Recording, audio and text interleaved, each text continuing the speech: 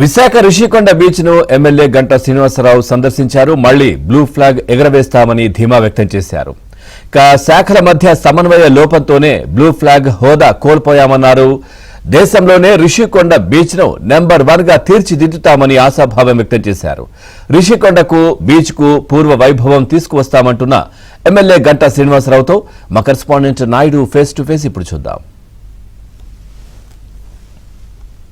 Visakha Rushikonda blue fog beach కి సంబంధించి ఏదైతే సర్టిఫికేషన్ ఉందో దాన్ని వెనక్కి తీసుకోవడంతో ఇప్పుడు రాష్ట్ర ప్రభుత్వం దీన్ని ప్రతిష్టాత్మకంగా తీసుకుంది. ఖచ్చితంగా మళ్ళీ బ్లూ ఫాగ్ సర్టిఫికేషన్ తిరిగి వెనక్కి తెచ్చుకొని సో అదే హోదాను కొనసాగించేందుకు అన్ని రకాల ప్రయత్నాలు చేస్తుంది. ప్రస్తుతం మనతో పాటు మాజీ మంత్రి ఎమ్మెల్యే గారు గంటా శ్రీనివాసరావు సార్ చెప్పండి.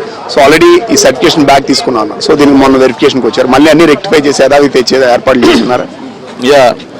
ఏదైతే ఈ బ్లూ ఫ్లాగ్ అనేది ఉందో అదొక ఇంటర్నేషనల్ రికగ్నిషన్ కాబట్టి ఎట్టి పరిస్థితుల్లో కూడా రాష్ట్రంలో ఉన్న ఏకైక రికగ్నిషన్ ఉన్న బీచ్ ఇది కాబట్టి దాని ఎట్టి పరిస్థితుల్లో మళ్ళీ వచ్చేదానికి ఏం చేయాలి, ఎక్కడెక్కడ ల్యాప్సెస్ ఉన్నాయి, డెవలప్మెంట్ సైడ్ ఏంటి, లేకపోతే అదర్ ఇష్యూస్ ఏంటి అన్నీ కూడా ఇప్పటికే ఐడెంటిఫై చేయడం జరిగింది. వాటిని రెక్టిఫికేషన్ కూడా చేస్తూ ఉన్నాం. ఇక్కడికి వచ్చే ముందే కలెక్టర్ గారు కూడా మాట్లాడారు. దీని మీద చాలా డీటెయిల్డ్గా ఒక కోఆర్డినేషన్ కూడా మిగతా డిపార్ట్మెంట్స్ కార్పొరేషన్ కానీ, విఎంఆర్డీఏ కానీ, టూరిజం కానీ, పోలీసు కానీ అందరూ కూడా సమన్వయంతో ఈ డెవలప్మెంట్ ఇష్యూస్ అదర్ ఇష్యూస్ కూడా అన్నీ కూడా సమన్వయం చేసుకుని దాని మీద రెక్టిఫై చేసి ఆ ప్రిస్టేజెస్ సంబంధించి ఏదైతే ఆ ఫ్లాగ్ ఉందో ఆ ఫ్లాగ్ని మళ్ళీ ఖచ్చితంగా రేపు 14th వాళ్ళు ఇన్స్పెక్షన్ టీం వస్తారని చెప్పారు.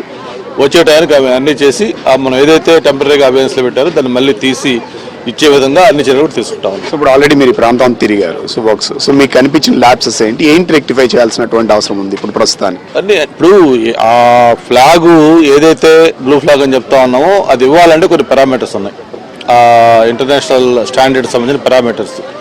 ఫస్ట్ ఒక సేఫ్టీ, దాంతోపాటు other facilities, parking, water quality, అలాగే టాయిలెట్స్, సీసీ కెమెరాలు, డ్రెస్ చేంజింగ్ రూమ్స్, ఇట్లాగా వేరియస్ పారామీటర్స్ ఉన్నాయి. అవన్నీ కూడా చూసిన తర్వాత ఆ డెన్మార్క్ సంబంధించిన ఇంటర్నేషనల్ సొసైటీ ఆ బ్లూ ఫ్లాగ్ ట్యాగ్ అనేది ఇస్తారు.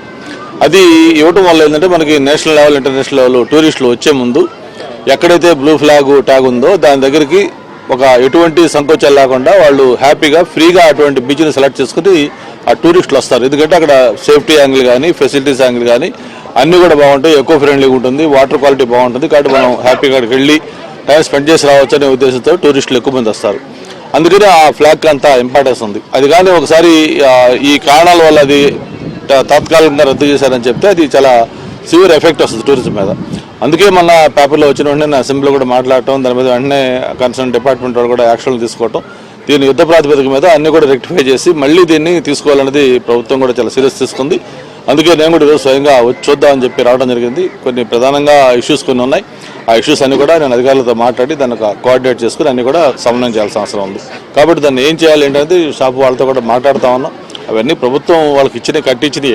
కాకపోతే ఏంటంటే వాళ్ళు ఆ ప్లేస్ దాటి బయటకు వచ్చి ఎక్కువ చేసుకుంటారు. ఇన్కమ్ జనరేషన్ అనేది ప్రధానంగా ఇక్కడ సమస్యగా కనిపిస్తుంది. సో ఆ విధంగా కూడా దృష్టి పెట్టే ఆలోచన ఉంది. ఇంతకుముందు ఇక్కడ దీన్ని మొత్తం మెయింటెనెన్స్ అంతా చూసుకుంటే ఒక ప్రైవేట్ ఆపరేటర్ ఉన్నారు. ఆ ప్రైవేట్ ఆపరేటర్ కూడా పీరియడ్ అయిపోవడంతో ప్రస్తుతం గవర్నమెంట్ మెయింటైన్ చేస్తూ ఉంది. దాన్ని కూడా తొందరలోనే ఫైనలైజ్ చేసి ఆపరేటర్ కూడా ఫైనలైజ్ చేస్తాం.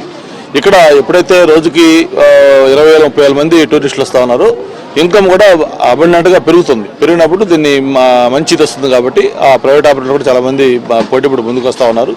అట్లాగే ప్రభుత్వం కూడా ఈ కమర్షియల్గా లాభాపేక్షతో కాకుండా ఇటువంటి ఒక ప్రిస్టేజియస్ బీచ్ ఇది. ఎందుకంటే మనకు దేశంలో 10 బీచ్లు ఉంటే ఆంధ్రప్రదేశ్లో ఇది ఒకటి ఏకైక బీచ్ ఈ బ్లూ ఫ్లాగ్ ఉన్నది. అటువంటి బీచ్ కాబట్టి ఇక్కడ లాభం, కమర్షియల్ ఎంత ఇన్కమ్ అనే కంటే కూడా ఇది ఒక వైజాగ్ ఒక రికగ్నిషన్ ఇచ్చిన బీచ్ కాబట్టి ఆ బీచ్ని డెవలప్ చేయాలనేదే ప్రభుత్వం ఉద్దేశం. సో ఇది ఖచ్చితంగా బ్లూ ఫ్లాగ్ సంబంధించి సర్టిఫికేషన్ ఉందో అది పునరుద్ధరణ ఖచ్చితంగా సో ఆ క్రెడిట్ వచ్చేందుకు ప్రభుత్వం అన్ని విధాలు కృషి చేస్తుంది. అందుకే సీరియస్గా యాక్షన్ తీసుకోవడంతో పాటు ఇప్పుడు పనులన్నీ కూడా చకచకా చేస్తుంది. ఖచ్చితంగా బ్లూ ఫ్లాగ్ ఏదైతే ప్రస్తుతానికి అభియాన్స్ లో పెట్టారో తిరిగి తీసుకొచ్చే వరకు కూడా ప్రభుత్వం అన్ని విధాలు కృషి చేస్తుంది. సో ఇది టూరిజం పరంగా ప్రభుత్వాన్ని కూడా ప్రెస్టేజ్ గా తీసుకుంది కాబట్టి ఖచ్చితంగా దీన్ని రివోక్ చేసి సో మరింత మంది టూరిస్టులు పెరిగేందుకు చర్యలు తీసుకుంటామని చెప్పి గంటా శ్రీనివాసరావు చెప్తున్న పరిస్థితి కనిపిస్తుంది. నాయుడు రుషికొండ బీచ్ నుండి.